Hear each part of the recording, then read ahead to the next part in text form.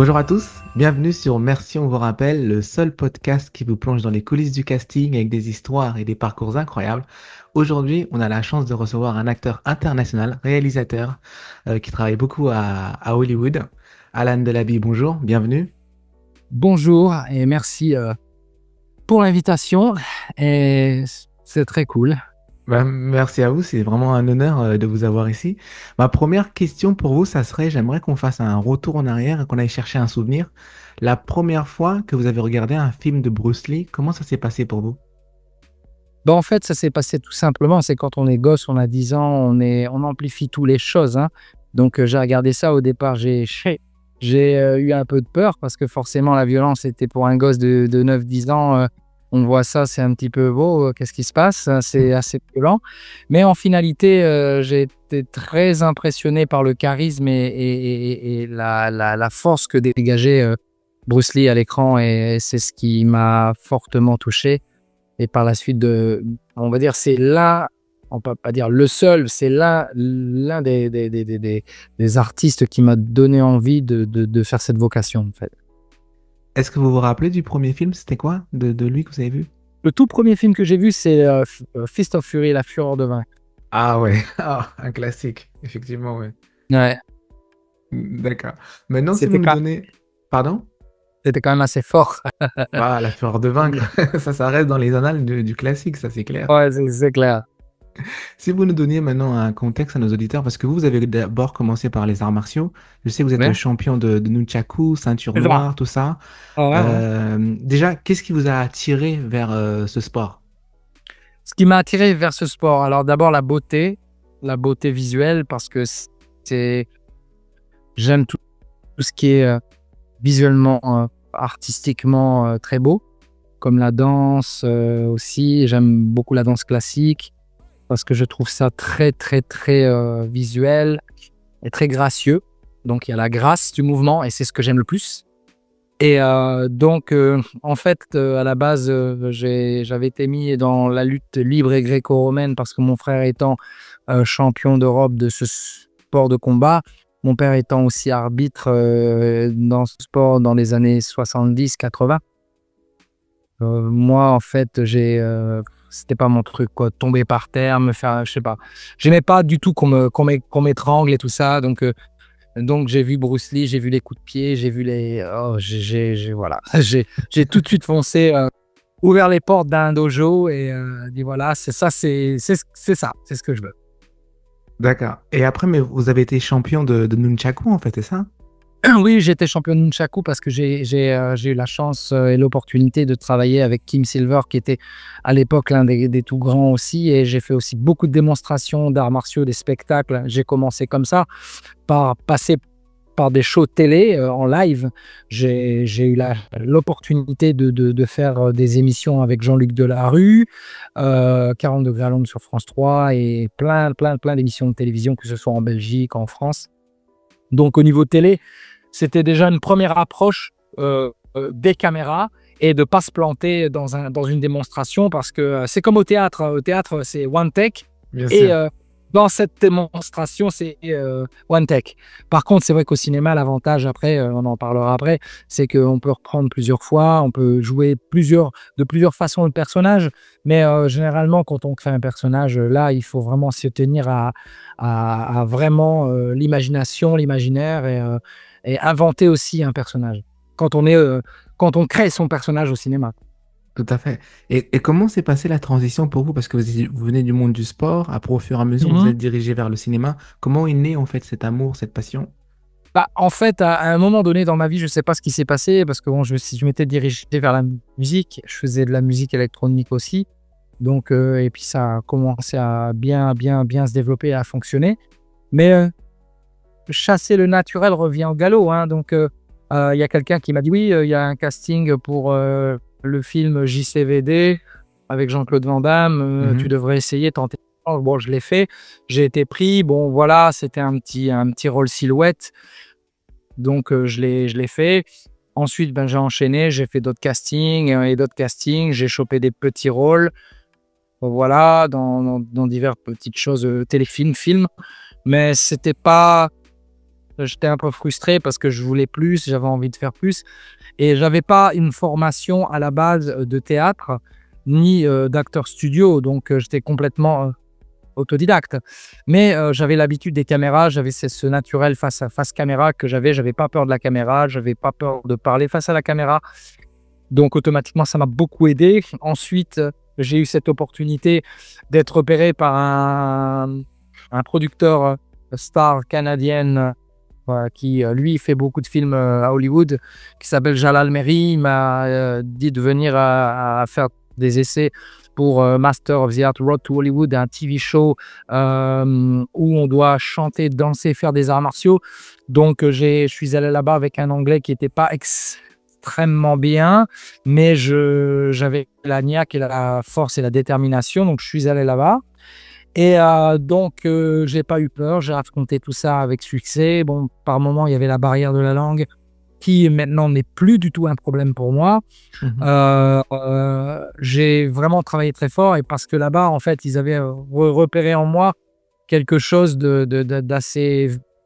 Voilà, il me disait toujours, oui, en anglais, je vais le dire en français plutôt, la caméra t'aime, donc tu passes bien la caméra, tu as quelque chose de bien, ton visage, tout ça. Donc, alors je me suis dit, ouais, d'accord, mais bon, après, hein, il faut savoir jouer, tout ça. Et en fait, j'avais ce côté naturel qui venait en moi instinctivement. Je pense qu'il y a des gens qui ont besoin, bon, après, on apprend toujours, hein, un acteur, toute sa vie, il va apprendre. C'est pas ça le problème.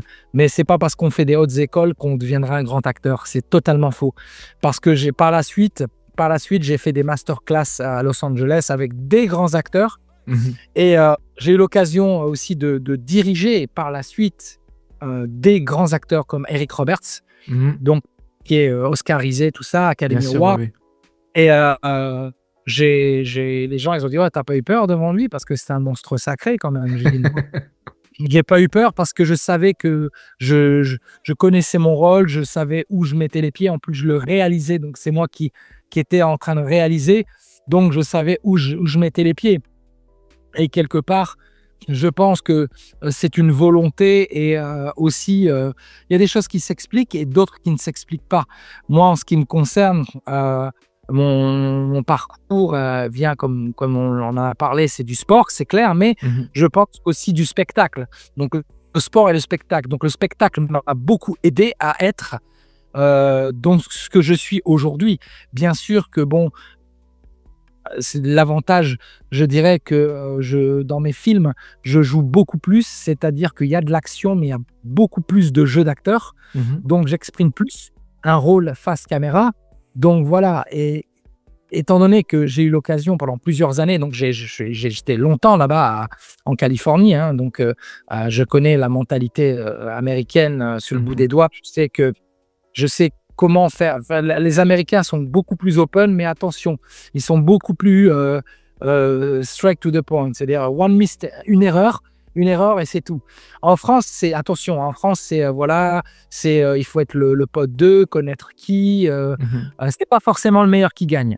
Donc, ça. Voilà. Mais après, voilà, c'est un milieu très fermé et le cinéma français est très, très sectarisé.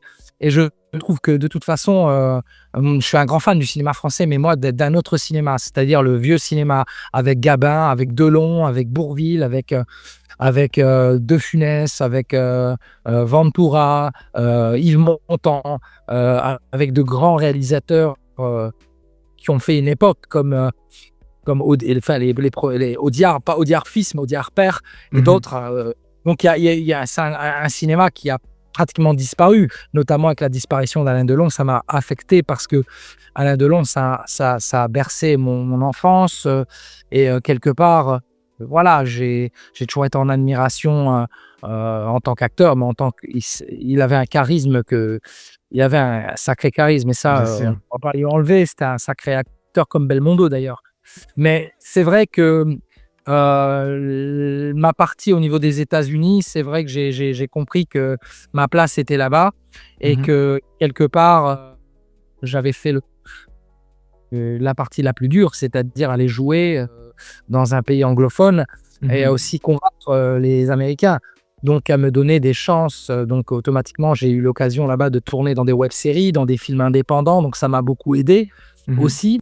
Mais dans la vie, si vous voulez, je pense que si on court qu'après les castings et qu'après les petits rôles, on ne peut pas réussir parce que sur un point de vue économique de nos jours, je pense que l'acteur doit être polyvalent.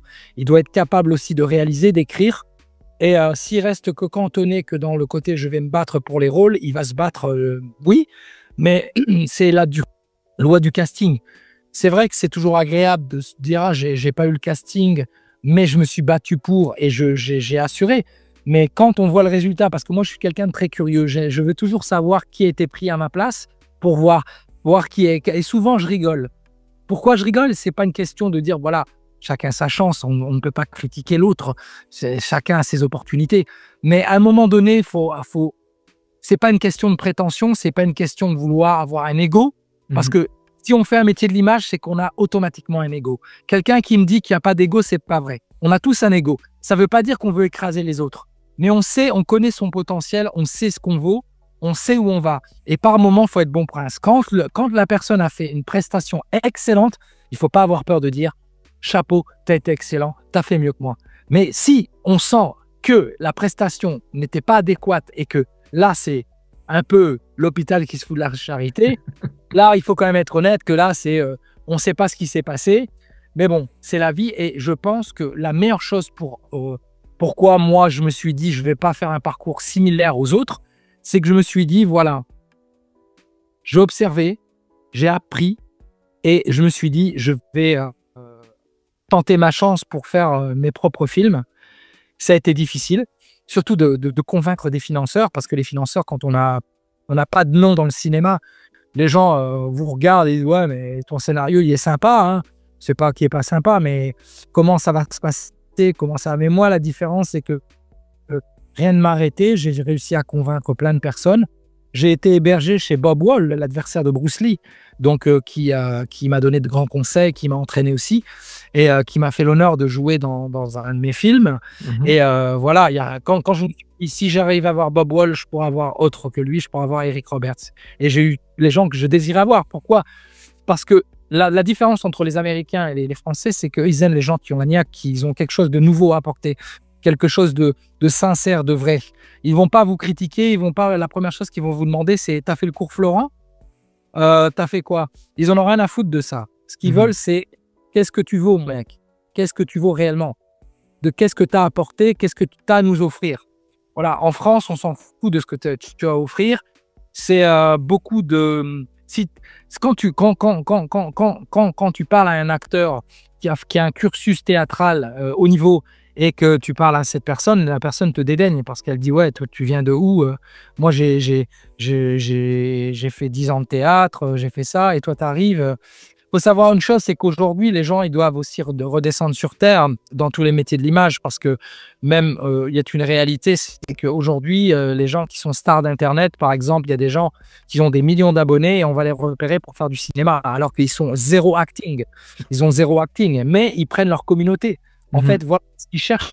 Aujourd'hui, ce qui compte dans le métier de l'image, c'est le nombre de personnes qui vont être vues. Comme ce qu'on voit aujourd'hui, ce qui est possible aujourd'hui pour nous, c'est de Mhm. se parler aujourd'hui, de faire des vlogs, de tenter sa chance et de créer une communauté et aussi d'avoir des followers qui aiment le travail qu'on va apporter et aussi donner une certaine originalité par rapport à d'autres, de dire qu'est-ce qui va faire que nous, on va être plus regardés que l'autre. C'est pas que l'autre ne fait pas bien son travail, mais Mhm. qu'est-ce qui va, le petit plus, on appelle le petit plus qui va faire que tout va démarrer. Et il y a des gens comme ça qui réussissent dans des domaines artistiques alors qu'ils n'ont pas forcément pris de cours. Mais attention, hein, il y a à boire et à manger sur Internet, on le sait. Euh, le problème, c'est qu'on ne peut pas casser le rêve des gens. Je veux dire, Mhm. pas critiquer quelqu'un qui essaye de tenter sa chance. Bien sûr. Et on ne peut que juste lui donner des conseils et essayer de...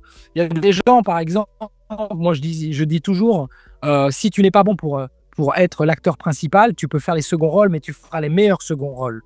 Parce que il y a des gens comme ça, comme là, il y a une personne avec qui j'ai tourné récemment, enfin que j'ai fait le dernier film où il est excellent, il est super en méchant et il veut tenter sa chance en gentil. Je lui ai dit, et il n'y a pas que moi qui l'a dit, la production aussi lui a dit, tu as excellé dans ce domaine du méchant, fais attention, ça risque la raquette risque de te faire très mal.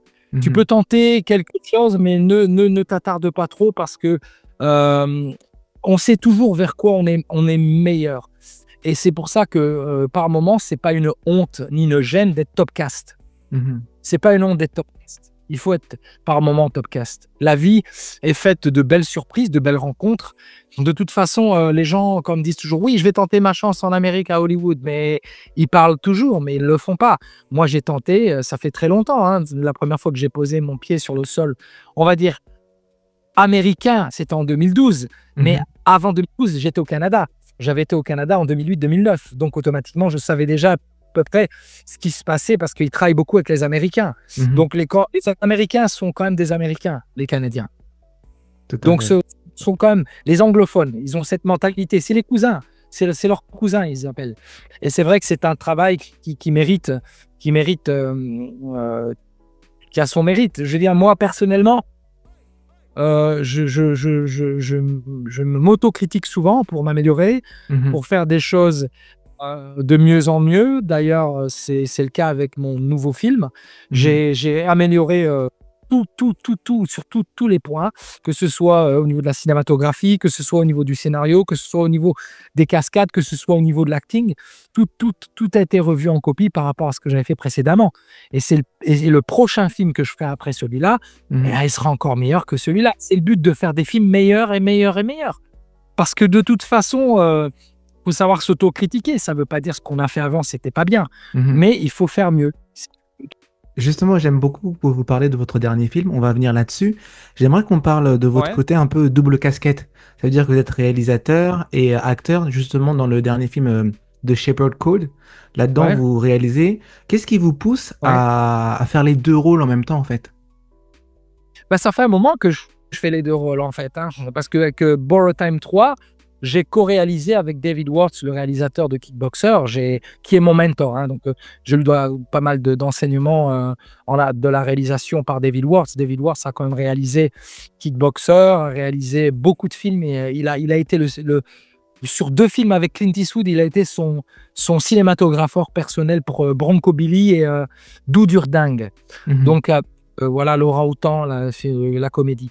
Il a été donc son cinématographeur et en même temps, David Warts a filmé, c'était lui le cinématographeur de Bloodsport, le plus grand succès, enfin le plus grand, je veux dire, ce film qui a révélé Van Damme au monde entier, quoi, en fait. Mais c'est vrai que David m'a beaucoup soutenu et ça m'a beaucoup aidé. Et aujourd'hui, j'avoue que ce qui me fait plaisir, c'était de le voir qu'il est extrêmement heureux de voir que ma carrière en tant qu'acteur-réalisateur prend un envol différent. C'est vrai que j'avoue, je suis quand même assez content que mon nom s'est très fortement développé sur la partie américaine. En France, encore un petit peu flou.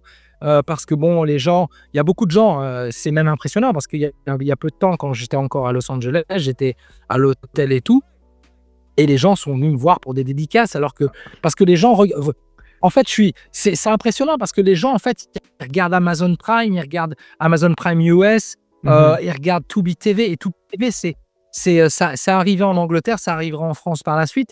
Tubi TV, c'est très populaire et les gens regardent énormément Tubi TV. C'est une plateforme de streaming gratuite, mais qui rémunère par la publicité. Ah, d'accord. Donc, il y a tout film. Oui, c'est une économie. Il y a plein de plateformes. Attention, Netflix. En France, c'est rigolo. Les gens vont dire, ouais, mais tes films, ils sont pas sur Netflix. Je vais dire, ouais, mais Netflix, mon distributeur me dit, il paye pas. Il ne paye pas Netflix. Il ne paye pas. C'est plus comme avant. Netflix, aujourd'hui, produit ses propres films, comme Amazon. Mais ce qui est bien, c'est que quand on fait un succès, là, j'ai eu la chance avec 2 de mes films qui ont quand même bien marché sur Amazon Prime, Shepherd Code 1 et Borrow Time 3. Donc, c'est quand même quelque chose qui est très bien parce que quand on fait un bon score sur Amazon, alors qu'Amazon, c'est des centimes. Hein, c'est des centimes par vue. Hein, et ça veut dire qu'on a fortement touché une audience et que l'audience a été curieuse de voir le film qui suit après, quoi. Et Si justement on voilà, je suis revenait, pas comment cantonné on que fait dans. pour être acteur et réalisateur en même temps? Comment on s'organise sur un plateau quand vous savez que vous allez diriger C'est et très vous aussi? difficile parce que c'est pour ça que quand moi, maintenant, on co-réalise, parce que quand je sais qu'il va y avoir des scènes d'action et je dois me mettre en scène, c'est difficile parce qu'on peut pas s'auto-juger. Voilà, on joue, on n'a pas le temps de regarder ce qu'on voit à l'écran, quoi. Mhm. Parce que c'est une perte de temps. Je dis: «Attendez, attendez, je vais aller voir, au au moniteur, ce que j'ai fait». Non, non, non, non, Mhm. il faut qu'il y a quelqu'un qui regarde et qui dit: «La prise numéro 2 elle est bien bonne, la 1 elle est moyenne, la 3 elle est pas bien et la 4 elle est bonne». Mhm. Donc voilà, ça c'est quelque chose à faire, très important. Mais de toute façon, ce qui est sûr, c'est que je pense que de ce côté-là, il faut aller, dans l'essai, de tenter des choses et tenter des expériences. De toute façon, bonnes ou mauvaises, ça peut que nous apprendre. Mhm. Mhm. Ensuite, j'ai beaucoup d'audace et c'est ça. Je me suis pas cantonné à écouter, les critiques des uns et des autres. En France, beaucoup. En France, on est beaucoup snobé dès qu'on de toute façon, en France, dès qu'on dit: «Ouais, j'ai» par exemple, quand j'ai gagné beaucoup de prix, à l'étranger, hein, beaucoup Mhm. de prix et quand on dit: «Oui, ben, j'ai» «Ah oui, tu as fait jouer tel» ben, par exemple, là, récemment, j'ai fait jouer dans mon film Lee Arenberg, Pirates des Caraïbes. Bien sûr, ouais. Le mec, c'est quand même la trilogie des Pirates des Caraïbes, c'est toutes les grosses séries américaines. Le mec, il a voulu travailler avec moi. Mhm. Il a regardé mon travail, on s'est rencontrés, il a checké, il a dit: «Je te suis, je te suis». Voilà, si mon travail n'avait pas été à la hauteur de ses attentes, il m'aurait dit: «Garçon, écoute, tu sympa, mais reviens dans 1 an ou 2 peut-être, on en reparlera». Mais voilà, mais là, ce qui est bien, c'est que j'ai réussi à avoir l'œil des professionnels aux États-Unis, Mhm. qui fait que voilà. En France, on va peut-être me voir peut-être encore comme un illuminé peut-être ou quelqu'un qui, «Oh non, lui, il passe pas par cette case-là». Il y a une compétition perpétuelle parce qu'on va dire et moi j'ose le dire, Mhm. moi, je ne suis pas impressionné par les films d'action français du tout. Je ne citerai aucun nom pour pas faire de polémique, Mhm. mais j'estime que moi, ayant moins de budget que certains films, Mhm. j'arrive à avoir des histoires plus captivantes et Mhm. avoir des personnages aux couleurs. Pourquoi? Parce qu'en fait, le problème, c'est, les studios, faut faire attention, c'est que je dis bien attention, c'est que Netflix, de toute façon, en France, ils ont besoin d'avoir un quota et si vous connaissez un tel et un tel, vous allez passer plus facilement, heu pour, faire passer un scénario. On le sait très bien. Mhm. Ici, en Amérique oui, c'est la même chose, mais on va dire que si, il y a un petit coup de cœur sur une histoire, il y a toujours des gens qui disent: «Ouais, mais ça n'a pas été fait et ça, c'est pas mal» et s'il y a un truc, il y a ce scénario a un truc. Après le problème, c'est sûr, hein, moi aussi, je peux faire un beau scénario ou faire pleurer dans les chaumières. Là, j'ai fait un court métrage, pour, une connaissance, sur, une personne atteinte de la drépanocytose. Mhm. Donc j'ai fait un court métrage drama où j'ai mis en scène cette personne qui n'est pas actrice, mais que je l'ai mis dans son propre rôle, mais en scène sur la drépanocytose, qui est une maladie qui est très, voilà, qui est encore un peu, on va dire, pas assez médiatisée. Et c'est pour ça qu'on a fait ce film.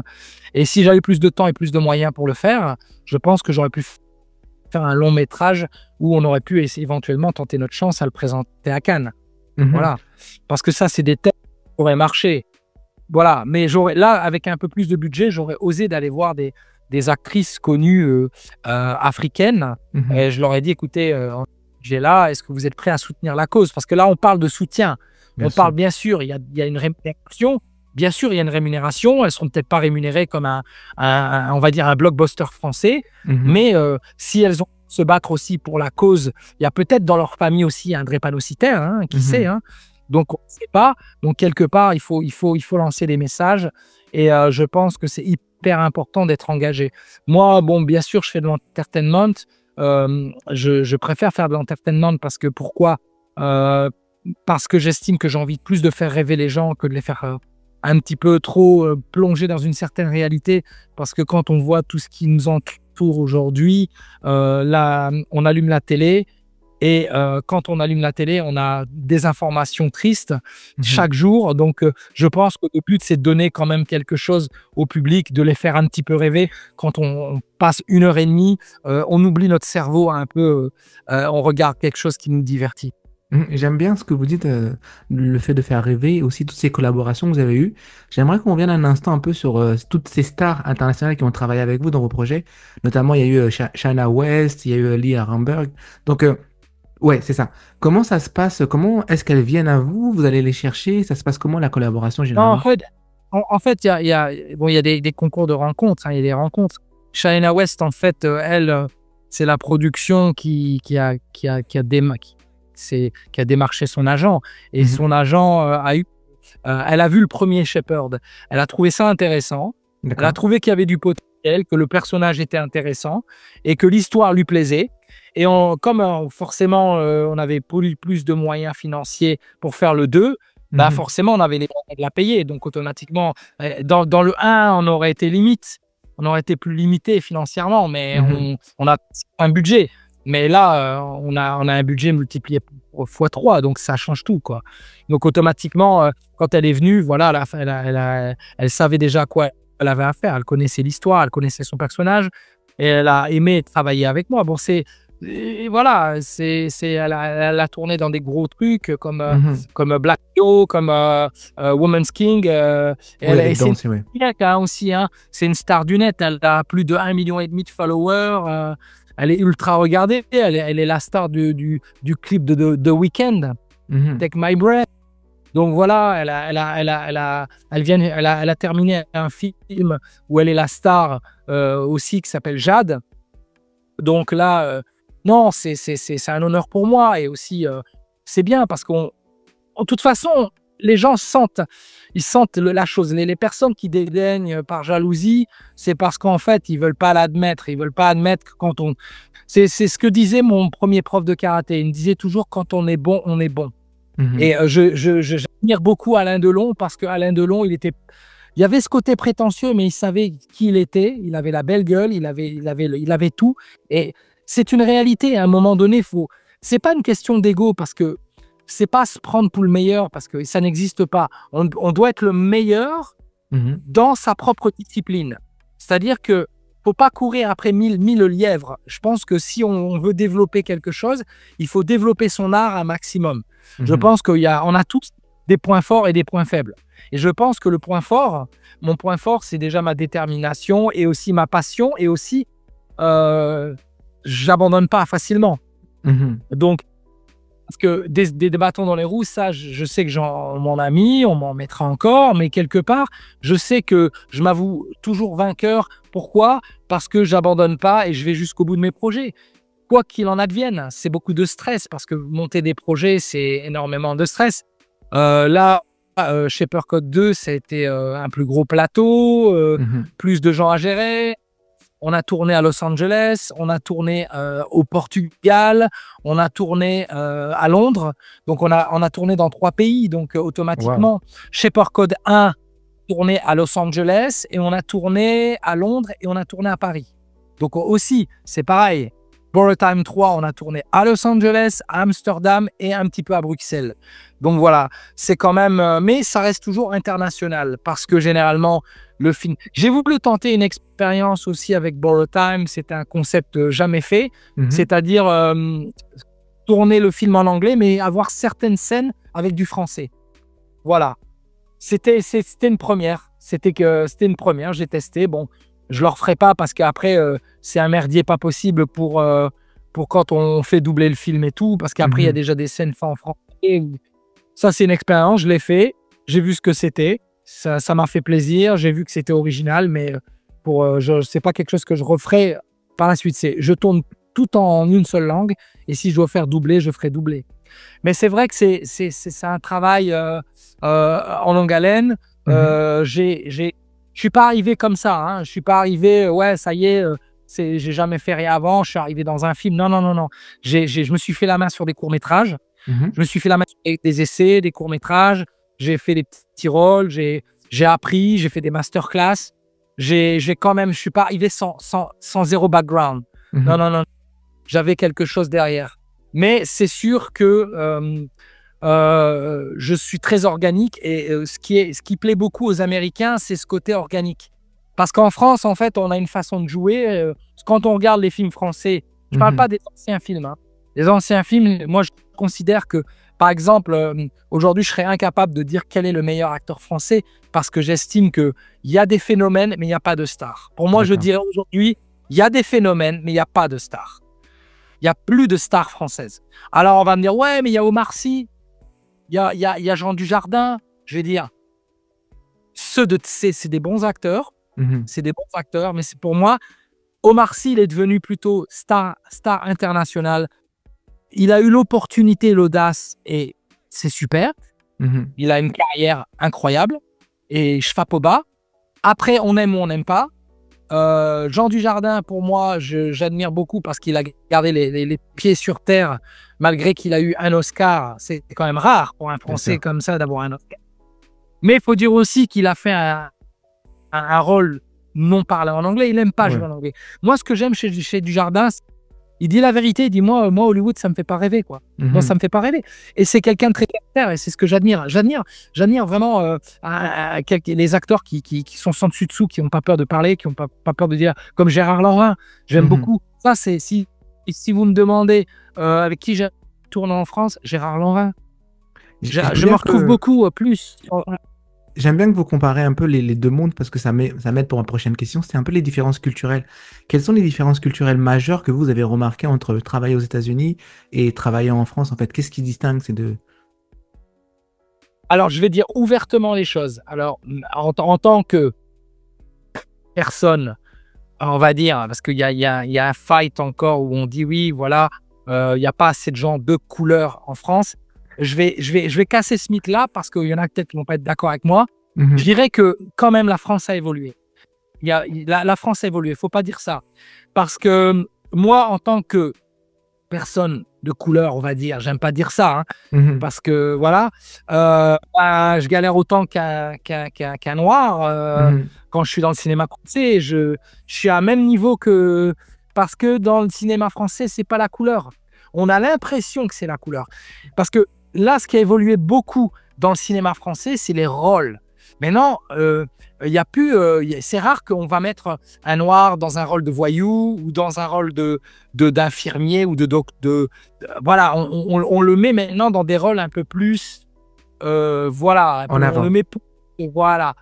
Alors que le rôle stéréotype est pour tout le monde parce qu'on peut très bien prendre. Moi aussi, on m'a casté pour des rôles où c'était genre, on m'a casté pour faire un peintre en bâtiment. On m'a casté pour faire plein de trucs, des petits rôles un peu à droite à gauche. Mais ce que je dis différemment de ce que j'aurais espéré, et je dirais que la difficulté pour un acteur, je dis bien acteur, on ne parle pas de race, parce que moi, dans mes films, je vais être franc, je donne beaucoup de place aux personnes de couleur, c'est-à-dire, et je leur donne des bons rôles, de très très bons rôles. Dans ma trilogie, il n'y a aucun acteur de couleur, que ce soit d'origine asiatique ou afro-américaine. Ils ont des rôles, très beaux rôles. Ils jouent pas des rôles stéréotypes. Comme l'héroïne est une noire. Donc, il n'y a pas, voilà, je trouve que il n'y a pas, je peux caster le même rôle. Il n'y a pas de stéréotype dans mes castings de dire ouais, non, il faut absolument que. Il y a juste une question que, admettons, si je sens, là, par exemple, si je dois, comme pour le rôle du méchant dans Shaper Code, on m'avait proposé un acteur anglophone noir, et j'ai dit non, j'ai dit je veux pas le mettre dans un rôle de méchant. Je lui ai dit je ne veux pas le cantonner dans un rôle de méchant, je veux le cantonner dans un good guy. Je veux pas du tout stéréotyper. Ils étaient tous comme ça à me regarder. Oui, mais il a les capacités de. J'ai dit je veux pas ça. J'ai dit je veux qu'il utilise ses capacités plus en good guy qu'en bad guy. Voilà, vraiment changer ce côté-là, étant donné que ma fille est métisse, hein, j'ai une fille métisse de 18 ans, voilà, elle, c'est pas du tout, c'est pas son domaine de vouloir faire du cinéma, mais je veux dire, voilà, je connais un peu les problématiques un petit peu, mais aux États-Unis, ce qui est bien, c'est que faut pas croire, ça a évolué. Faut faire attention aux médias, faut faire attention à ce qu'on dit. Et il y a beaucoup de personnes aussi qui font du bruit pour rien. Parce Mhm. que je dirais, non, non, non, non, non, je dirais, c'est dur pour tout le monde. C'est un métier, on a choisi un métier difficile, Bien on a sûr. choisi un métier de l'image. Croyez-moi que moi, on m'a déjà discriminé. Mhm. Discriminé, aujourd'hui, la discrimination, elle n'est pas que la couleur de peau. Elle peut être, ah, on n'aime pas les barbus, Mhm. on n'aime pas les mecs avec des tatouages, on n'aime pas les mecs. Elle est sur toute la ligne, elle n'a rien à voir avec une race. On est dans le monde moderne. Mhm. Et je pense que oui, bien sûr, il y aura toujours du racisme partout. Mais en ce qui me concerne, moi, dans mes films, il n'y a pas de racisme parce que ça Mhm. n'existe pas chez moi. Parce que moi, je suis plus un Benetton, en fait. United Color Benetton. D'accord. Si on parlait maintenant, parce qu'on parlait de défis tout à l'heure, vous réalisez beaucoup de films indépendants. Donc, souvent, on a un budget un peu limité. Quels sont Ouais. comment on arrive à rester créatif avec des contraintes budgétaires, en fait? On a plus de créativité quand on a moins d'argent. C'est pourquoi? Parce que j'ai remarqué un truc. Mhm. Bien sûr, pas de budget du tout, là, on peut rien faire, c'est clair. Mais jusqu'à maintenant, j'ai pu faire plus ou moins ce que je voulais. Les studios, en fait, voilà la différence. C'est que un film, ce qu'on appelle un film indépendant, Mhm. euh, parce que dans les années 80, on appelait ça des B-movies, série B. Oui, c'est série B, oui, à Donc, l'époque, oui. voilà. Aujourd'hui, à savoir qu'un film de studio, euh, même un film aujourd'hui, hein, un film à 2-3 millions, c'est pas un blockbuster. Donc, en France, généralement, un film, ça va, certains films vont coûter 3 millions, 3 millions et demi, mais c'est parce qu'ils doivent payer les stars, c'est tout. Si on retire Depardieu, par exemple, Depardieu, il va prendre peut-être 1 million déjà. Donc, si Ok. le mec, il prend déjà 1 million, que le film il coûte 2 millions et demi, ça va être déjà un Mhm. peu chaud. Mais bon, c'est des gens qui font vendre, c'est des gens qui ont des noms. Il y a des gens qui font vendre c'est comme les films américains. Si on met par exemple Dwayne Johnson de Rock, les gens vont, même si le scénario est pas terrible, les Fast and Furious, ça, pour moi, ça s'arrête au premier. Le Mhm. reste, voilà, j'accroche pas parce que je trouve que les scénarios sont plus limités. Mais on va voir pour du spectacle. On va voir ces films-là pour le spectacle. On va pas voir, on laisse, comme je dis, on laisse notre cerveau au vestiaire. Si on veut voir quelque chose de plus intellectuel, il y a les films d'auteur. Les films Mhm. d'auteur sont faits pour justement penser et réfléchir. On a plus un film d'auteur. Ensuite, ce qui est sûr, c'est que les studios, voilà, on va pas faire ce qu'on veut. C'est-à-dire que, par exemple, sur un Bad Boys 4, Mhm. euh, les deux frères, non, c'est pas les deux frères, les deux, Bilal et je sais plus, qui ont fait, ils sont limités, ils peuvent pas faire ce qu'ils veulent. C'est-à-dire Mhm. que c'est un protocole. C'est comme ça que ça doit se faire et pas autrement. Ils sont engagés comme réalisateurs. Ils n'ont aucun droit sur le scénario. Ils ont rien. C'est tu réalises, tu Mhm. prends ton café et au revoir. C'est pas la créativité. Il y a aucune créativité. Même Mhm. s'ils vont artistiquement trouver des idées, ça pourra jamais être une vraie créativité. Mhm. C'est pas leur bébé, leur vrai bébé. Ça ne leur appartient pas. Par contre, si c'est un film écrit par eux-mêmes et qu'ils réalisent, là, ça devient plus leur bébé. Mais Mhm. si c'est fait par un studio, ils vont vous dire non, non, non, non, ça on veut pas comme ça c'est comme ça. Tandis qu'un film indépendant, on va dire, comme par exemple avec, je sais pas, avec mes films, le Mhm. producteur va quand même être beaucoup plus open, Mhm. ouvert, dire bon, il va écouter, bon, il va quand même dire son mot parce que c'est lui qui met l'argent, donc il va quand même dire ce qu'il veut voir ou pas voir à l'écran. Mhm. Après, c'est des choix artistiques, mais il va quand même laisser le choix du casting, le choix. Il aura quand même son mot à dire parce que c'est lui, c'est le producteur.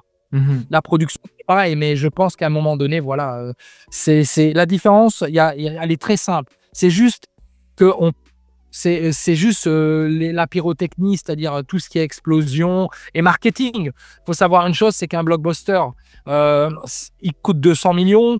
Le film, en réalité, va coûter 150 millions et il va avoir dans le budget des 200 millions, 50 millions de publicité. Donc, or, aujourd'hui, les distributeurs savent très bien si les films qui sortent en salle aujourd'hui, par exemple, mon distributeur me dit ça coûte très très cher de faire une sortie cinéma. Mhm. C'est pour ça qu'il y a plein de bons films qui ne sortiront pas au cinéma parce qu'ils n'ont pas la force, on va dire, marketing financière. Mhm. C'est pas une question de bons et mauvais films. Il y a beaucoup plus de mauvais films qui sortent au cinéma. Pourquoi? Parce que c'est des films, on va dire les Marvel et tout ça. Tous ces films-là, c'est des films que voilà, les scénarios sont faits au rabais. Il y a plein de choses que on va nous taper des 10 000 versions de Spider-Man, Superman, parce qu'ils savent très bien que c'est facile à faire. Oui, c'est une Et, franchise, oui. voilà, c'est ça. Attendez, c'est comme Star Wars. Star Wars, pour moi, j'ai tout vu les Star Wars, mais pour moi, ça s'arrête toujours à la première trilogie, quoi. Mhm. La première. Voilà, pour moi, c'est comme ça. On pourra pas, les remakes, c'est pareil. On nous pond des remakes chaque année de films et de films, mais ça restera toujours l'original. De toute façon, une œuvre reste une œuvre. C'est comme si on voulait refaire Thriller version avec The Weeknd. The Weeknd, il refait tout Michael Jackson. C'est ça. Je suis désolé, Mhm. The Weeknd a son charisme, Michael Jackson avait son charisme, et on ne peut pas comparer ces deux C'est ça. artistes. C'est comme si on va dire Bruce Lee versus, je sais pas, Jean-Claude Van Damme. C'est pas Mhm. la même chose. Non, ça n'a rien à voir. J'aime beaucoup ce que vous dites parce que vous dites que quand on a un budget limité, on est plus créatif. Est-ce que vous aurez un exemple à nous donner, par exemple, de choses que vous avez dit, ah, si j'avais un budget, j'aurais fait ça comme ça, mais comme je Bah, l'ai pas. par exemple, dans The Last Nosferatu, dans les effets spéciaux, par exemple, on a fait du practical effect. On n'avait pas beaucoup d'effets numériques. Mhm. On a, par exemple, les viscères, on a dû recréer des choses, etc. Voilà, c'était vraiment très artistique et ça donne un aspect plus crade et plus dégueulasse et plus réel à l'écran. En numérique, c'est très chiadé, très saccadé. Ça fait vraiment, on voit beaucoup de détails, mais quand on regarde bien, ça coûte cher et en finalité, voilà. Ah non. Je pense qu'en gros, la créativité, c'est l'imagination. Mhm. Et l'imagination est sans limite. Après, bon, c'est sûr que elle va s'arrêter aussi à un moment donné si on n'a pas les moyens pour telle et telle chose. Mais ça ne veut pas dire qu'on va faire un mauvais projet. La différence, elle se joue tout dans le marketing. Parce que de toute façon, un film comme Terrifier, par exemple, ils ont commencé avec 30 000 $ de budget pour avoir un deuxième à 250 000 et pour finir avec 1 million. Et ce film a battu Joker. Pourquoi? En fait, tout est question de buzz et tout est question de comment le public va être captivé et comment ça va être véhiculé. Ça va marcher sur un film d'horreur, mais ça ne marchera pas sur un film d'action. Mhm. Pourquoi? Parce que sur un film d'action, il faut une star. Sur un film d'horreur, il ne faut pas de star. Un film d'horreur, on n'a pas besoin de star. Un film d'horreur, ce qu'on veut voir, c'est avoir peur. C'est Mhm. avoir peur et avoir une histoire qui est captivante. Dans un film d'action, si on amène un mec, même qui est bon en arts martiaux et qu'on ne connaît pas, on va toujours dire oui, mais c'est pas Jason Statham, oui, mais c'est pas Van Damme, oui, mais c'est pas Stallone.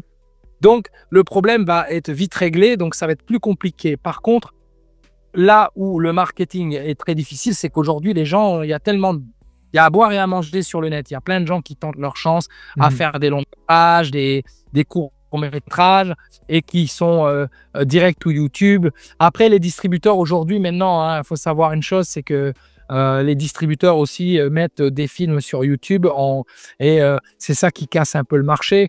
En fait, ils veulent prendre tout le marché. C'est-à-dire que on va avoir nos films sur des plateformes payantes et après sur des plateformes gratuites, mais Mhm. qui génèrent aussi de l'argent. Mais moi, j'ai dit à mon distributeur, si vous voulez un jour mettre mon film dans YouTube, attendez 1 an et demi avant de le mettre sur YouTube parce que j'aurai au moins eu le temps de voir pendant 1 an et demi les chiffres réels de ce que mon film a rapporté. Parce que si le film sort en même temps sur les plateformes gratuites et payantes, ça va. Le problème, c'est qu'aujourd'hui, c'est un peu compliqué.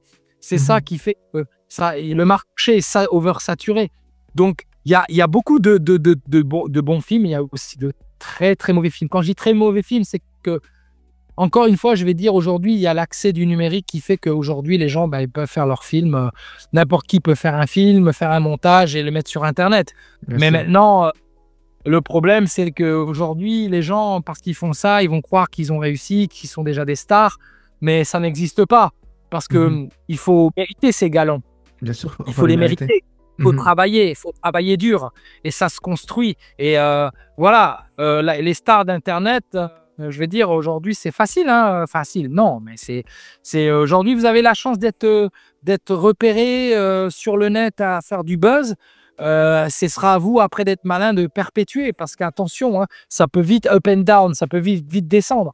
China West, par exemple, elle sait très bien elle a marqué le coup avec ses cheveux afro comme ça, le côté où ses démonstrations, elle sait très bien que les places sont chères et c'est comme on verra, les places sont chères, c'est comme la chanteuse Aya Nakamura. Elle a explosé, là, elle est au summum du summum. Et là, elle va devoir se réinventer parce que le problème, c'est qu'à un moment donné, il y a des jeunes qui ont faim, qui vont inventer de nouvelles choses, qui vont arriver et qui vont être compétiteurs. C'est comme Beyoncé, c'est la même chose. Beyoncé, elle a brillé. Maintenant, il y a des Taylor Swift, il y a des tas de gens qui arrivent sur le marché. Alors, ce qu'il faut, c'est juste garder les pieds sur terre, de savoir, c'est que chaque artiste aura son moment. Des fois, on peut avoir en éphémère, des fois ça peut repartir, rebondir. La carrière d'un artiste, acteur ou chanteur ou réalisateur, c'est up and down. On peut être en vague pendant 2 ans et après pendant 3-4 ans disparaître. Ça ne veut pas dire qu'on ne fait plus rien. On va faire de l'alimentaire, on va faire de la publicité, on va pour la survie. Mais en attendant, il faut se réinventer et penser un petit peu au niveau comment dire, savoir toujours se réinventer, mais en même temps, voilà, se dire que si j'ai choisi une voie, je la lâche. Ouais, je la lâche. Parce que c'est pour les castings, parce que les castings, c'est bien. Hein. Moi, j'en fais de temps en temps, mais par moment, je me dis, je préfère développer mes projets et parce que c'est ça qui m'a fait avancer. Parce que si on explose je pense que si on explose et on excelle dans ce qu'on fait et qu'on fait ces films et que parce que il y a des gens comme ça, ils ont besoin d'être découverts par quelqu'un. Et il y en a qui n'ont pas besoin d'être découverts, qui vont se faire tout seuls, qui vont créer leur environnement. Et malheureusement, aujourd'hui, ça se fera de moins en moins les gens qui vont être « Ah, j'ai découvert cette pépite » parce qu'il y a trop de compétition sur Internet. Il faut savoir, c'est que un acteur comme, je dirais plus, c'est dur, hein, c'est dur pour les actrices parce que les actrices, quand elles ont 20-30 ans, elles sont là, elles sont on top de leur beauté, de leur... Ensuite, elles doivent se réinventer et c'est pour ça que c'est bien parce qu'il y a beaucoup de femmes aujourd'hui moi, je trouve que c'est excellent qu'elles deviennent réalisatrices, scénaristes. Je pense qu'il y a des très bonnes réalisatrices, même meilleures que des hommes, hein, faut le reconnaître. Il y a des réalisatrices qui ont l'audace, comme il y a une réalisatrice qui a fait un film d'action, elle était encore mieux qu'un réalisateur. Pourquoi? Moi, je dis qu'il y a des femmes, elles ont autant de force que... Je parle pas physique, mais je parle mental, créativité. Moi, ça me dérangerait pas d'être dirigé par une réalisatrice. Je serais pas complexé, pas du tout. Au contraire, je serais fier parce que je me dis que de toute façon, voilà, j'ai collaboré avec une scénariste. On a écrit un thriller tous les deux et on a partagé nos idées et c'est bien d'avoir la touche féminin dedans et parce qu'il ne faut pas croire, hein, les femmes, elles sont beaucoup plus solides émotionnellement que nous. Hein. On joue les gros bras, les caïds, mais une femme est plus solide qu'un homme. Hein. Nous, on est solides physiquement et les femmes sont solides psychologiquement. J'aime bien que vous parlez de réalisateur. Tout ça, ça me permet de passer à ma prochaine question. J'aimerais savoir quel genre de réalisateur vous êtes, comment vous dirigez vos acteurs, parce que vous avez quand même dirigé Eric Roberts dans l'un de vos derniers films. Comment ça s'est passé un peu cette collaboration? Parce que déjà, c'est un acteur quand même qui est oscarisé. Alors, est-ce qu'on le dirige avec des petits soins? Comment ça se passe? Non, pas du tout. Pas du tout, parce que je suis parti d'un prêt. Tous mes acteurs que j'ai dirigés, je les ai traités normal, comme tout le monde. Sans citer de nom, il y en a toujours un ou deux qui va faire un petit peu le côté caprice de star, ce qui est normal. Hein. Mais ça va. Je dirais plutôt, j'ai plutôt eu affaire à des caprices de stars, d'acteurs peu connus. Et des gens qui m'ont mal parlé d'acteurs d'actrices qui n'étaient pas connus du tout, même que j'ai casté et que limite la personne quand on leur offre un cachet et la personne a dit non, moi je travaille pas pour ce prix-là et quand on regarde son CV on dit come on. Je fais, tu vas être dans la scène avec tel acteur d'Hollywood et tu parles comme ça. Moi demain on me dit hein, franchement, ouais, je te paye 300 balles pour pour une journée de tournage avec Tom Cruise et que j'ai une réplique à Tom Cruise et que j'ai un close-up avec lui, mais je dis tout de suite oui. Je dis tout de suite oui. Ça n'a rien à voir. Je veux dire, on fait d'abord ce métier-là par passion.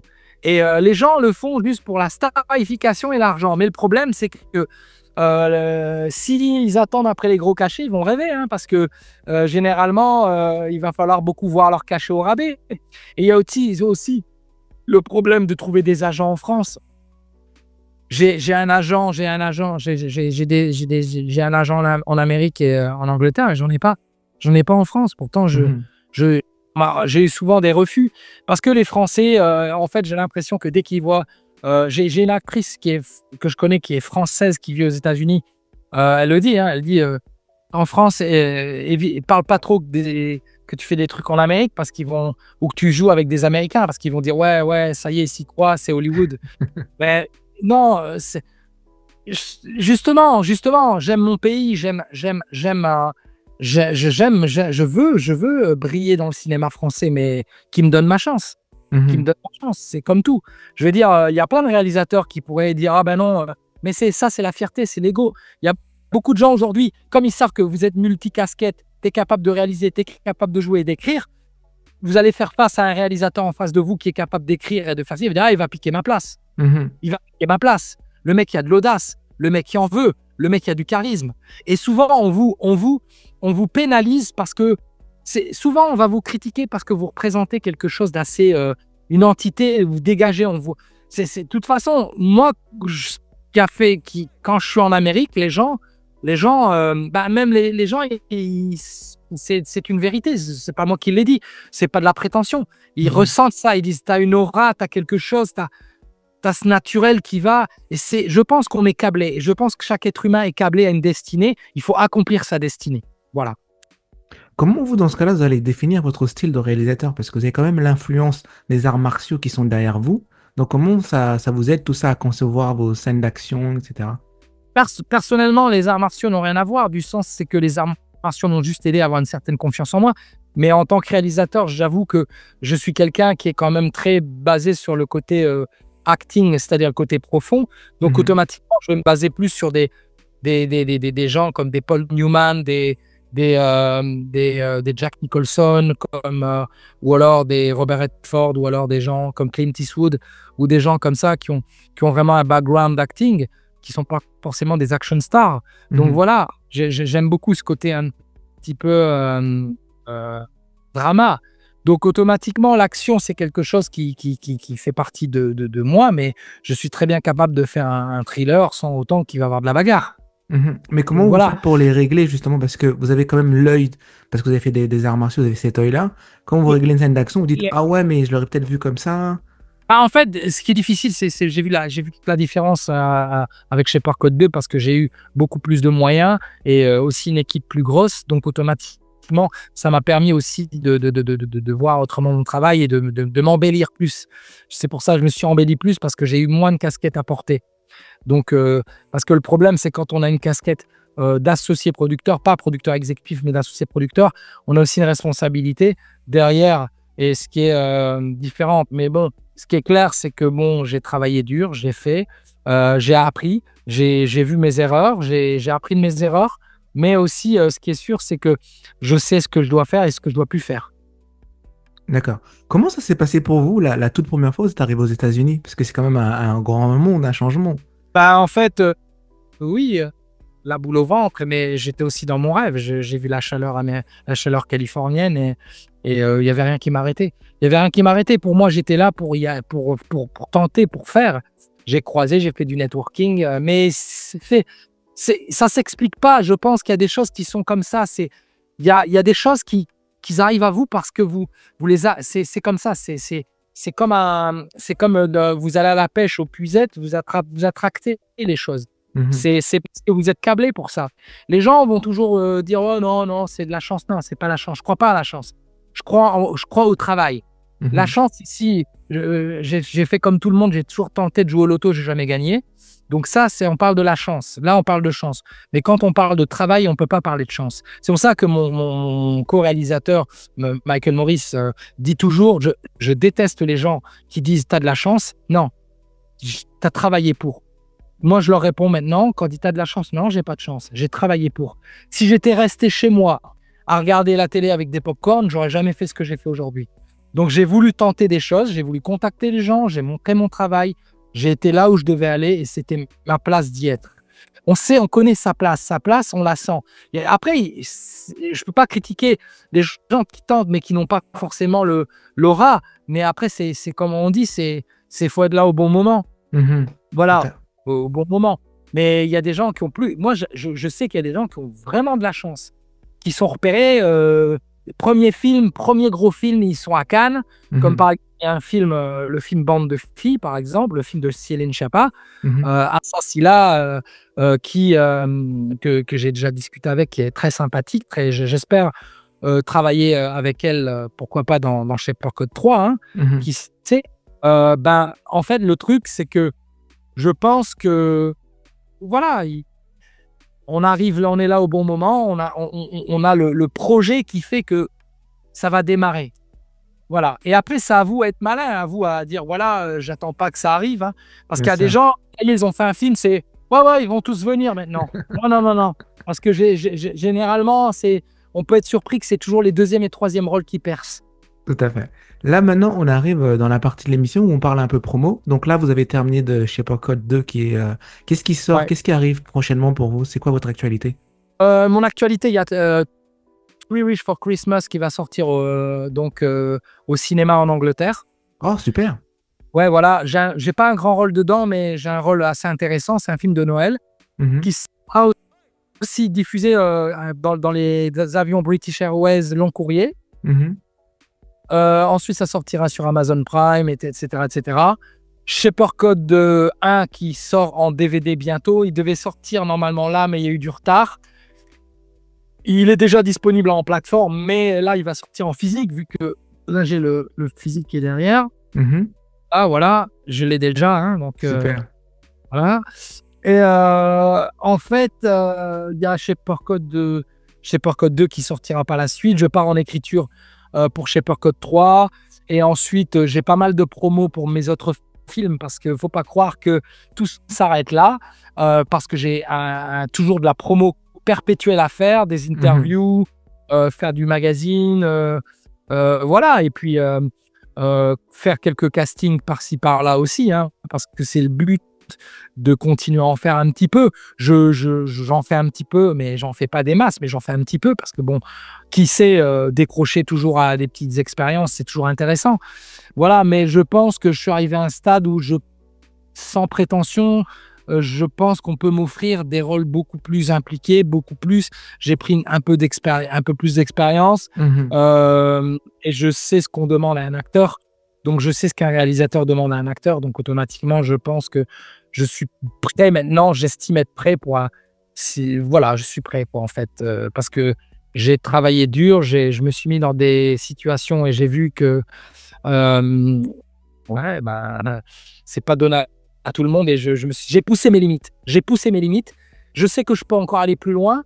Mais j'apprends encore. De toute façon, un acteur, un réalisateur, il va apprendre toute sa vie. Toute sa vie. Et Mhm. c'est quelqu'un qui me dit non, non, c'est bon, non, non, non. J'apprends et j'apprendrai encore parce que on ne devient pas Robert De Niro ou Al Pacino comme ça du jour au lendemain. Mhm. Il faut beaucoup d'expérience. D'ailleurs, aujourd'hui, pourquoi on dit des monstres sacrés? Parce que il y a une carrière derrière, une Bien vraie sûr, ouais. carrière. Et j'estime que je dois encore travailler dur. Ça ne veut pas dire que je suis pas content de ce que j'ai fait. Je suis très fier de mon parcours, mais Mhm. je pense que je peux atteindre encore plus loin parce que après, c'est la destinée. Moi, je pense que ça vaut pas. On ne sait pas demain ce qui va arriver. C'est pour ça que quand on me dit ouais, demain, tu penses que tu pourras être là ou là, on ne sait pas. On sait pas. Ouais. Ah non, on ne sait pas. Dans ces métiers-là, ça peut s'arrêter aussi.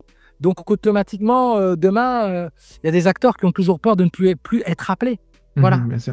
Mais justement, ça me fait penser, qu'est-ce que vous aimeriez explorer demain comme type d'histoire ou de rôle? Est-ce que vous aimeriez vous cantonner juste dans les films d'action ou vous voulez aller vers la comédie, Bah, film d'horreur? film d'horreur, j'ai déjà fait. Ok. Comédie-action, j'ai fait. Action, j'ai fait. J'ai fait des courts-métrages dramatiques. Du drame, j'en fais quand même dans mes films. Je vais dire personnellement, refaire un film d'horreur, ça me plairait bien aussi encore. Et peut-être faire un bon thriller, juste un thriller. J'ai écrit déjà un thriller qu'on essaye de trouver des financements, mais c'est toujours difficile. Hein. Faut pas croire. Hein. C'est difficile parce qu'aujourd'hui, trouver des financements pour un film, c'est compliqué, hein, très compliqué. Il y a beaucoup de gens qui vont au marché du film. Ouais, j'ai trouvé une boîte de prod. Oui, mais tu as trouvé une boîte de prod, mais qui va mettre les finances maintenant? Ça. Parce que les investisseurs, c'est ça. Hein, c'est que généralement, c'est très compliqué. Hein. D'accord. Voilà. Là, on arrive dans la partie de l'émission où on parle de tips. Donc, c'est la dernière partie de l'émission, c'est-à-dire quels conseils vous donnerez, vous, à des jeunes qui veulent se lancer, un peu avoir une carrière comme vous, en fait? Alors, je dirais simplement, c'est que créer son contenu, être patient, surtout apprendre des autres et surtout pas avoir la grosse tête, pas penser que ça y est, nous on va tout péter, on va tout casser, on va tout arriver. Comme certains, on les entend, ils vont tout manger à Hollywood, mais ils sont dans leur quartier à manger des chips. Donc voilà. Non, je pense que ce qui est important, c'est simplement se dire on peut faire des choses, on doit s'entourer des bonnes personnes, s'auto-évaluer, s'auto-critiquer et surtout ne pas avoir peur de l'échec. Voilà. L'échec est une remise en question perpétuelle à la réussite. C'est un très bon mot de la fin. Merci beaucoup, Alan. C'était un plaisir d'échanger avec vous, d'apprendre sur votre parcours et de voir cette détermination en vous que vous avez. En même temps, ce côté humble aussi, c'était vraiment extraordinaire. Je vous dis merci. On vous rappelle? On vous rappelle. À bientôt. Bye bye.